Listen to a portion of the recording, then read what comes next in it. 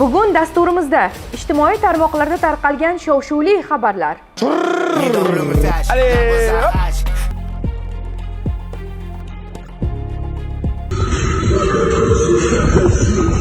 Haydovchilik guvohnomasiga ega bo'lmay turib sodir etilganligi ma'lum bo'ldi.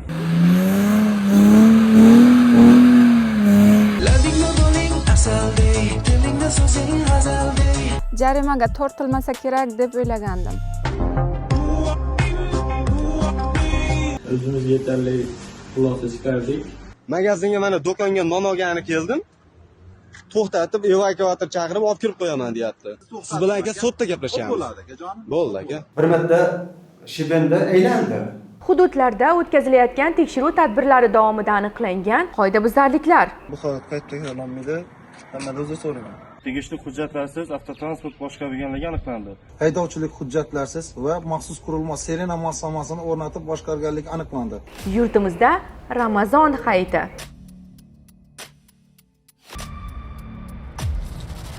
Shu va boshqa xabarlarning to'liq tafsiloti bilan hafta ichida dayjestida tanishtirib o'tamiz. Assalomu alaykum. Dastlab ijtimoiy tarmoqlarda sohaga oid tarqalgan shov-shuvli xabarlarga munosabatlar beramiz. Ijtimoiy tarmoqlarda yo'l patrul xizmati xodimlarining formali kiyim-boshini kiyib reklama olgan fuqaroning video tasvirlari tarqaldi. Ushbu bloger aniqlanib, ma'muriy javobgarlik to'g'risidagi kodeksning 209-prim 1 moddasiga asosan to'plangan ish hujjatlari ko'rib chiqish uchun Qarshi shahar jinoyat ishlari bo'yicha sudiga yuborildi.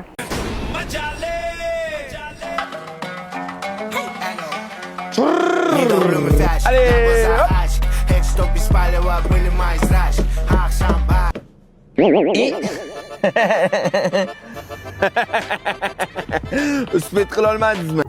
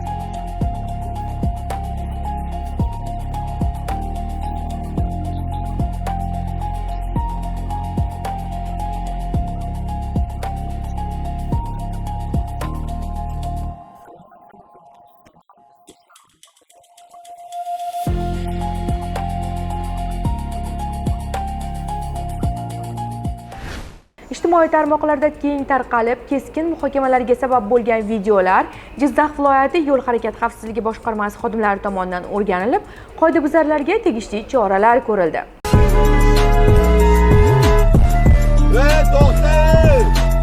So'nggi vaqtlarda ijtimoiy tarmoqlarda ba'zi bir shaxslarning hayvonlarga shafqatsiz munosabatda bo'lgan holatlariga guvoh bo'lmoqdamiz. Jumladan Jizzax viloyati Zafarobod tumanida eshak hayvoniga ana shunday shafqatsiz munosabatda bo'lgan haydovchining harakatlari ushbu holatga befarq bo'lmagan fuqarolar tomonidan video tasvirga olinib, ijtimoiy tarmoqlarga joylandi va bu holat turli muhokamalarga sabab bo'ldi. Jizzax viloyati ichki ishlar boshqarmasi jamoat xavfsizligi xizmati Yo'l harakat xavfsizligi boshqarmasi tomonidan olib borilgan tezkor tadbir natijasida haydovchi shaxsiga aniqlik kiritildi. Holatga o'zingiz oydinlik kiriting, nima uchun ushbu xatti-harakatni sodir etgansiz?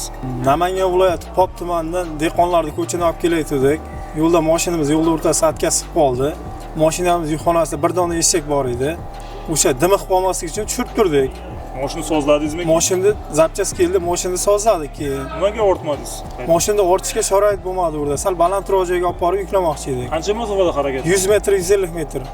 Yo'q, yashash xonadonigacha shu holatda olib bormoqchimidingiz? Yo'q, unday emas edi. Sal balandroq joyga borib yuklamoqchi edik. O'sha payt ortishga sharoit bo'lmadi lekin ko'tarib yuklanmadik. O'zingizni mana sodir etgan xatti-harakatingiz to'g'ri deb bilasizmi? Yo'q, qilgan ishimizni ham tushunmaymiz. Har qanday sharoitda ham hayvonlarni bu tariqa harakatlantirish yoki transport bilan qilib tortish, sudirash mumkin emas. Bunga javobgarlik bor, bilasizmi?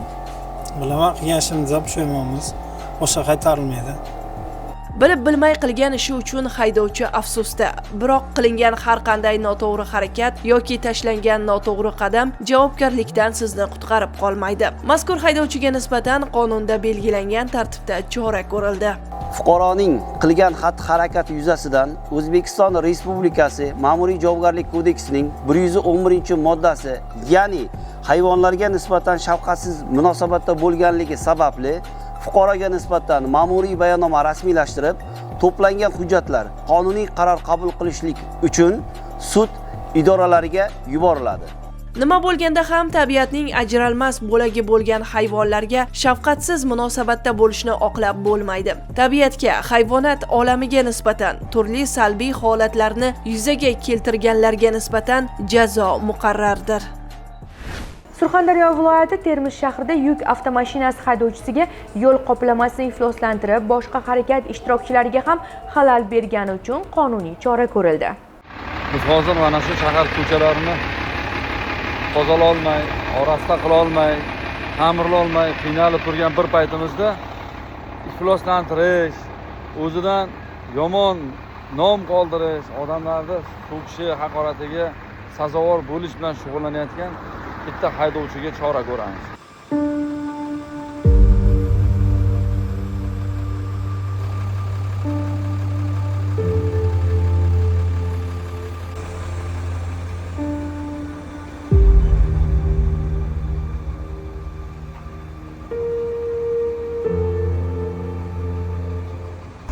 Aka, mana shu yo'llarni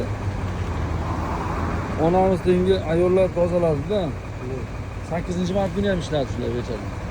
Bilib turib, bunday chiqib kelishingiz, bunday ifloslantirib yurishingiz to'g'ri kelmaydi. Assalomu alaykum.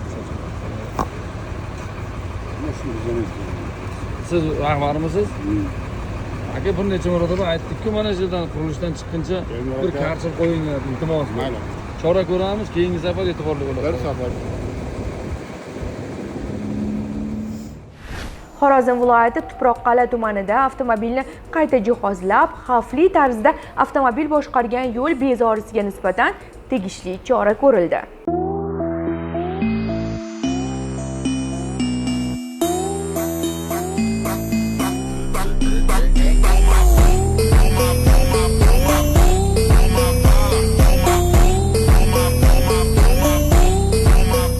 Tuproqqal'a tumanida ushbu Cobalt rusumli avtomashina yo'l bezorligi hamda sirena me'yorlari o'rnatilib, davlat raqam belgisini o'zboshimchalik bilan yechib harakatlanganligi sababli haydovchilar belgilangan tartibda ma'muriy bayonnoma rasmiylashtirib, transport vositasi vaqtincha ushlab turish uchun jarima maydoniga qo'yildi. Ben Sattar Berdiyev Ravshanbek Rustam o'g'li 4-sinf maktabda 10-sinf o'quvchisiman. Shunday qoidabuzarliklarni ko'rdim, boshqa etmaslikka va'da beraman. Bu ishda yaxshi qilayotganimni boshqalarga ham tavsiya etaman. Qo'yishimdan pushaymonman.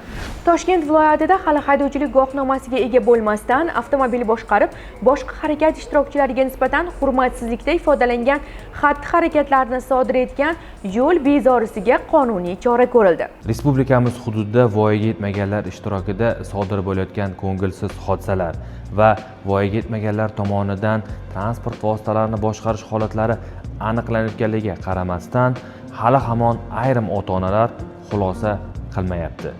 Navbatdagi holat Chirchiq shahrida aniqlandi.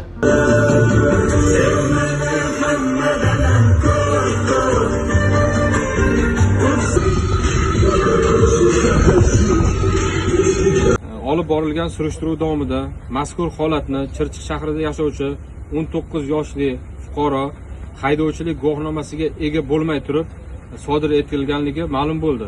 Mazkur holat bo'yicha belgilangan tartibda ma'muriy bayonnoma rasmiylashtirib, transport vositasi vaqtinchalik jarima maydoniga joylashtirildi. Ushbu qoidabuzarlikni qachon, qayerda va nima maqsadda sodir etib ijtimoiy tarmoqlarga joylashtirgansiz? 3-dekabr 2020-yil staroy, ya'ni kichkina qo'yadi. Yoshlik qo'ydik. Mayner qo'ydim 1-2 marta. O'zim telefonimdan aytmasini boshqa so'rab qolaman. O'sha sizni qilgan qoidabuzarligingiz, mana shu sodir etgan yo'l bezoriligi, fuqarolarning hayotiga va sog'lig'iga zarar yetishi mumkinligidan xabaringiz bormi? Bu narsani bilasizmi, oqibati yaxshi emasligini? Bildim, boshqa tarafdan iltimos kechirishgani. Boshqa maslahat beraman, baribir oxiri yaxshilikdan tugamas ekan. Shuni aytdim. Buni kimga qilishi maslahat bering. Ko'rib turganingizdek, ushbu qoidabuzarliklarni 2006-yilda tug'ilgan, hali haydovchilik guvohnomasiga ega bo'lmagan fuqaro tomonidan sodir etilganligi ma'lum bo'ldi. Holat yuzasidan to'plangan hujjatlar ko'rib chiqish uchun jinoyat ishlari bo'yicha Chirchiq shahar sudiga jo'natildi. Toshkent viloyati Yangiyo'lda drift amalga oshirgan haydovchi 2 yil muddatga haydovchilik guvohnomasidan mahrum etildi.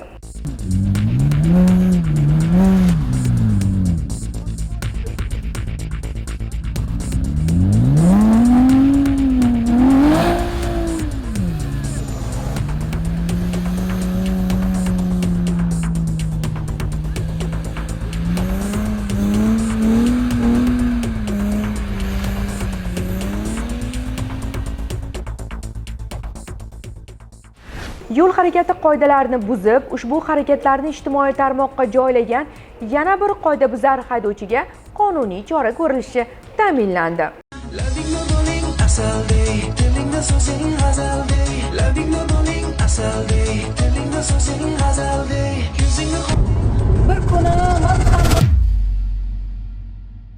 Assalomu alaykum hurmatli yurtdoshlar. Ijtimoiy tarmoqlarda Sanoshga taxallus bilan tanilgan, asl ismi Sanobar Ahmedova bo'lgan fuqaro o'zining Instagramdagi sahifasiga avtomashina boshqaruvi davomida qo'l telefondan foydalangani aks etgan videoni joylagan. Ushbu holat Yo'l harakati xavfsizligi boshqarmasi xodimlari tomonidan tegishli tartibda o'rganildi. Unga nisbatan O'zbekiston Respublikasi Ma'muriy javobgarlik to'g'risidagi kodeksning 128.1-moddasi bilan ma'muriy bayonnoma rasmiylashtirildi. Aytingchi, avtomashina boshqaruvi davomida qo'l telefondan foydalanmaslik kerakligini bilarmidingiz? Bilardim. Endi boshqalarni ham shunaqa trend video olganini ko'rib, endi jarimaga tortilmasa kerak deb o'ylagandim. Mana avtomashina boshqaruvi davomida qo'l telefondan foydalanib, yo'l transport hodisasi sodir bo'lishi mumkin edi. O'zingiz yoki atrofdagilarning xavfsizligini o'ylamadingizmi? Yo'q, bu xayolimga kelmadi. Nima xulosa chiqardingiz mana bugungi holatdan keyin?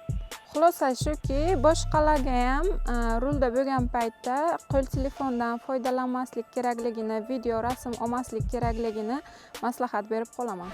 Toshkent viloyatida avtomobilni qayta jihozlab, ushbu qoidabuzarligini Instagram sahifasiga joylagan haydovchiga jazo muqarrarligi ta'minlandi. Bu ne derttir, ne musibet, ne beladır çekirem. Üzülür ümidlerim, tek ecele göz dikirem. Bizim eşk bahçamızın gülleri saldı ebedi. Açmayır gözlerimin yaşını her gün tökürem.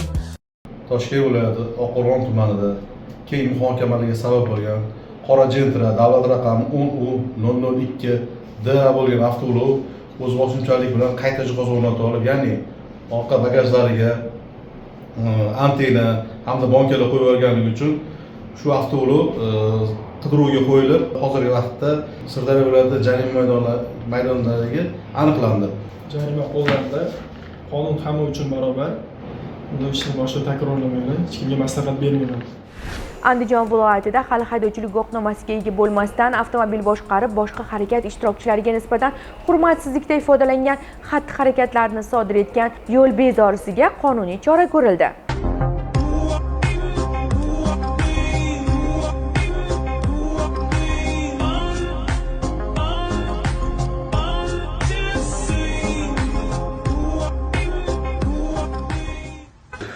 Men Ilon Qotabek 2026-yil yanvar oyida Andijon City'da tanishimni Nexia rusumli avtomobilda davlat raqam belgisini yechib drift qilganmiz. 60 ila 130 lar bir Nexia 2'de. Bu videoda Anda Airlines Instagram sayfamizga qo'yganmiz. Bu videoda joy xodimlarini ko'rib, bizni idoraga chaqirib, bu ishimiz noto'g'riligini to'g'ri tushuntirishdi. O'zimizga yetarli xulosa chiqardik. Yangiliklar siz so'raymiz. Men to'xtasini qilmoq uchun Nexia avtomobil ustunligida Anjel City'ga chiqib drift qilganmiz. Nomerlarini yechib, hali pravaga o'qimaganman, pravam yo'q. Deganingizdan tutamiz. İsmingiz nima ekan? Ism familiya? Nodirbek. Nodirbek Xudoberdiyev ekan. Kimdir meni to'xtatgan yo'q. Magazinga mana do'konga non olgani keldim. To'xtatib, evakuator chaqirib olib kirib qo'yaman deyapti. Hozir siz tasvirda ko'rgan video yozuv Farg'ona viloyatining Buvayda tumanida haydovchi tomonidan tasvirga olinib ijtimoiy tarmoqqa joylandi. Haydovchining so'zlariga e'tibor qaratsangiz, go'yoki yo'l harakati xavfsizligi xodimi haydovchiga nisbatan noqonuniy harakat qilgandek. Aynan ushbu holat yuzasidan to'plangan hujjatlar esa jinoyat ishlari bo'yicha Buvayda tuman sudi binosida ko'rilib, holatga oydinlik kiritildi. Inspektor, haydovchi va voqeaga guvoh bo'lgan fuqarolar so'zlari birma-bir tinglandi. Nomimga o'tkazaman deb mashinani vaqtincha minib turdim. Ma'lum bo'lishicha, haydovchi boshqaruvida bo'lgan transport vositasi yo'l harakati xavfsizligi xodimi tomonidan to'xtatilganida, haydovchi to'xtamay harakatini davom ettirgan va manzilga borib to'xtaganida, inspektor haydovchining ortidan borib, transport vositasini boshqarish huquqini beruvchi me'yoriy hujjatlarni so'ragan. Haydovchida esa avtomashinani boshqarish huquqini beruvchi ishonchnoma bo'lmagan. Shundan so'ng inspektor transport vositasini vaqtincha saqlash uchun jarima maydoniga joylashtirishni aytganida, haydovchi turli vajlarni keltirib, ichki ishlar organi xodimining qonuniy talabiga bo'ysunmasdan ketib yuborgan. Buni nafaqat guvohlar, balki haydovchining o'zi ham tasdiqlamoqda. Bir marta Shibenda aylandi. Bu soat. Aylandi, katta yo'lga chiqqandan keyin men unaqa katta tezlikda ketmadim. O'sha bir 70-80 tezlikda, masalan, mashina yo'q ekan, oldimda ham, orqamda ham o'sha tezlikda ketdim. Shundan so'ng haydovchining shaxsiga aniqlik kiritilib, transport vositasi vaqtincha saqlash uchun jarima maydoniga joylashtirilgan. Bundan g'azablangan haydovchi esa inspektorning qadr-qimmatiga putur yetkazish maqsadida olgan video tasvirini ijtimoiy tarmoqqa joylagan. Bo'ldi aka. Siz bilan aka sotda gaplashamiz. Bo'ladi aka, jonim. Bo'ldi aka. Muammo yo'q. Xafa bo'lish yo'q aka. Xafa bo'lish yo'q aka. Sizga qo'pollik qilganim yo'q. Bo'ldi. To'xtatdim. Hozir jarima maydonchasiga olib kirib qo'ysa, jarima qo'llasa degan narsani o'yladim tan.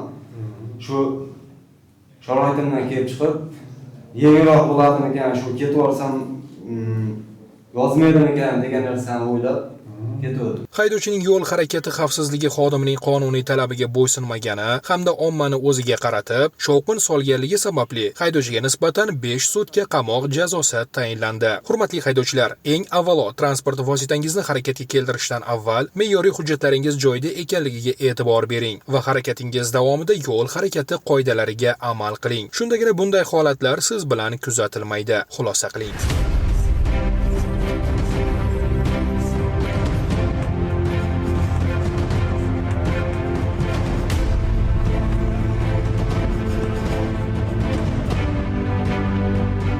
Menga 7 sutka qamoq jazosi berishdi.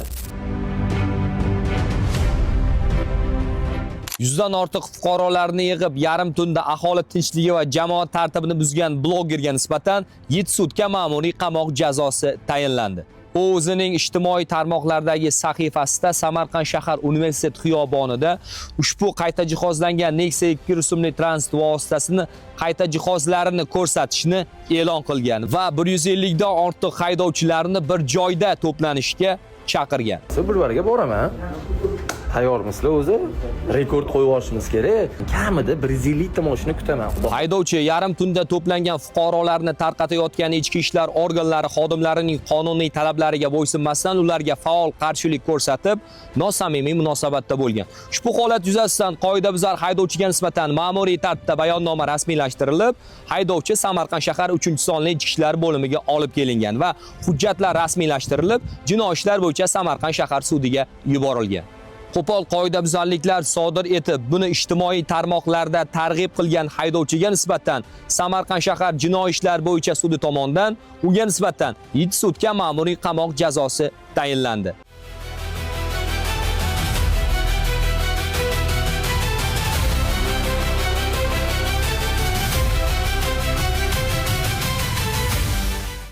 Kamida 150 ta mashina bo'lsa, rekord uramiz degan videolar qo'yganman. Ichki ishlar xodimlari kelishdi, mashinamni tegishli tartibda jarima maydoniga qo'ymoqchi bo'lishdi. 100 nafardan shu fuqaro bor edi. Mashinamni jarima maydoniga qo'ymoqchi bo'ldilar. Men u yoqda ozgina bo'ysunmadim. Qonuniy talablarni bajarmadim. Meni ichki ishlar xodimlari mashinani shtrafnoga joylashtirishdi. O'zimni ichki ishlar xodimlari, ya'ni GOMga olib ketishdi. U yerda tushuntirishlar olib borildi. Sudda menga 7 sutka qamoq jazosi berishdi. Haydovchilardan ham shu mashinalarga qayta jihozlar o'rnatmaslikni tavsiya qilib qolamiz. Xulosa qildik, bu holat boshqa takrorlanmaydi. Hurmatli haydovchilar va ijtimoiy tarmoq faollari, bu kabi qo'pol qoidabuzarliklarni sodir etib, buni ijtimoiy tarmoqlarda targ'ib qilishning javobgarligi og'ir bo'ladi. Barcha haydovchilardan yo'l harakati qoidalariga amal qilgan holda harakatlanishlarini so'raymiz.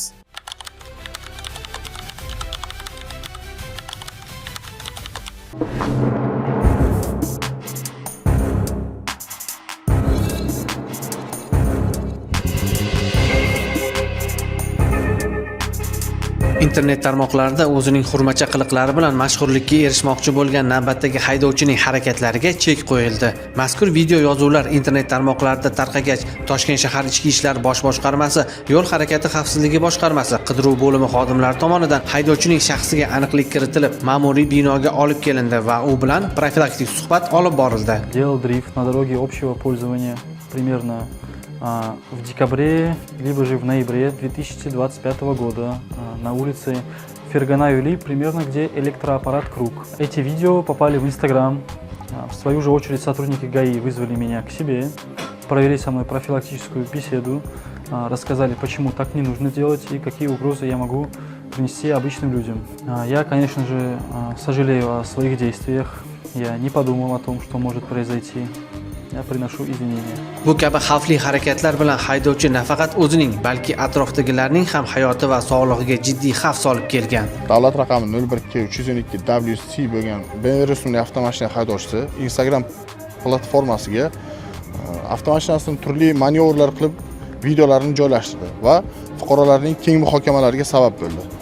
Shu sabab avtomashina haydovchisi chaqirtirilib, avtomashina haydovchisiga tegishli ma'muriy bayonnoma rasmiylashtirib, mashina vaqtinchalik saqlash uchun jarima dojasiga qo'yildi.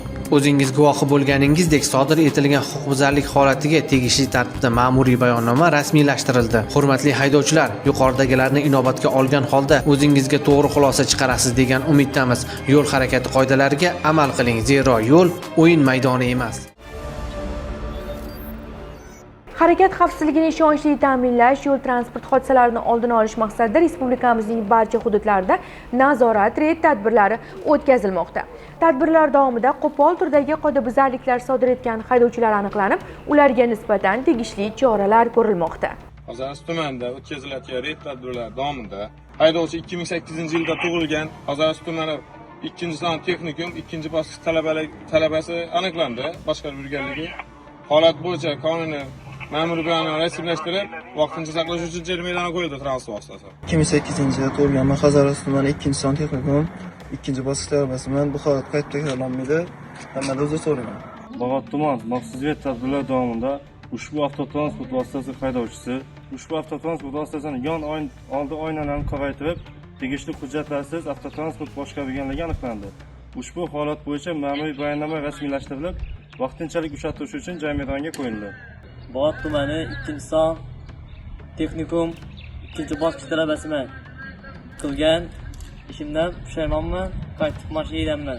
Qo'zg'oston tumanida o'tkazilayotgan reyd tadbirlar davomida ushbu transport vositasini haydovchilik hujjatlarsiz va maxsus qurilma sirena moslamasini o'rnatib boshqarganligi aniqlandi.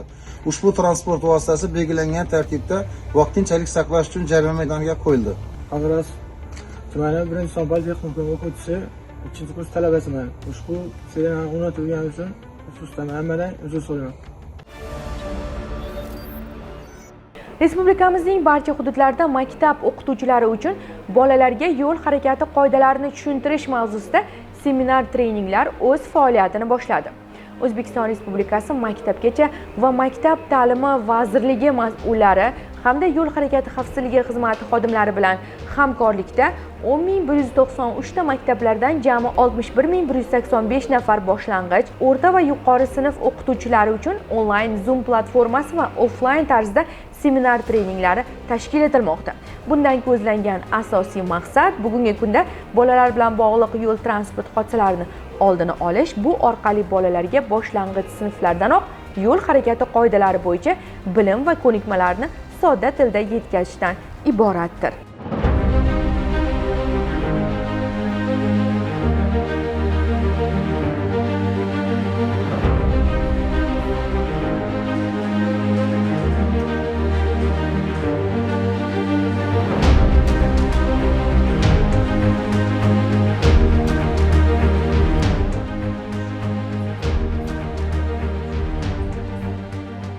Yo'l harakati xavfsizligi respublika bo'limidan bizga xodimlar kelishdi. Katta seminar tashkil qilib berishdi. Avvalambor ularga rahmat. Shulardan biz juda ham katta foydali bilimlar oldik. O'zimiz uchun bilmaganlarimizni o'rganib oldik. Kerakli savollarimizni berib, qoniqarli javoblar oldik. Shartli ravishda maktab nafasi o'tdi maketda. O'sha maketdan bolalarning qanaqa harakatlanishini o'rgatamiz.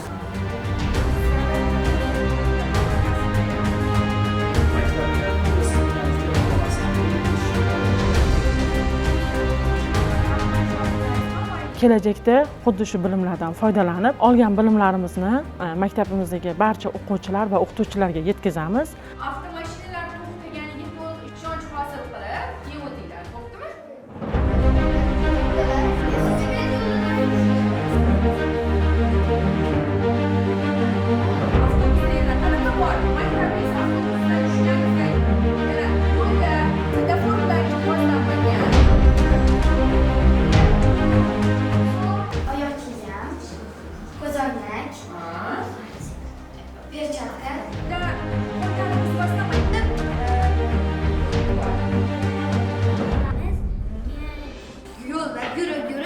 Yagani qizil yongandan keyin kutamiz.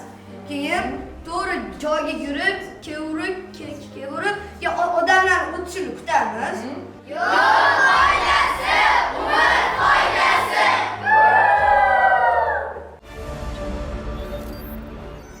Davlat yo'l harakati xavfsizligi xizmati barchangizni muqaddas Ramazon hayiti bayrami bilan tabriklaydi. Ramazon hayiti munosabati bilan e'lon qilingan dam olish kunlari sizlarga xavfsiz va qulay harakatlanish sharoitlarini yaratish maqsadida yo'l harakati xavfsizligi xizmatining barcha shaxsiy tarkibi kuchaytirilgan tartibda xizmat olib boradi.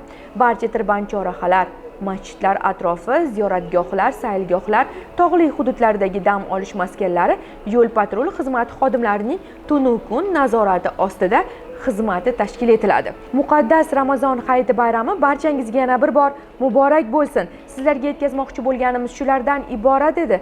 Eng so'nggi ishonchli ma'lumotlarni bizning quyidagi rasmiy sahifalarimiz orqali o'zbek va rus tillarida olishingiz mumkin. Davlat yo'l harakati xavfsizligi xizmati xodimlari har qanday ob-havo sharoitida tunu kun xalq xizmatida va sizning yoningizda ekanligini unutmang. Hafta davomida sizlarga a'lo kayfiyat, xavfsiz va ravon yo'llar hamroh bo'lsin. Xayr, salomat bo'ling.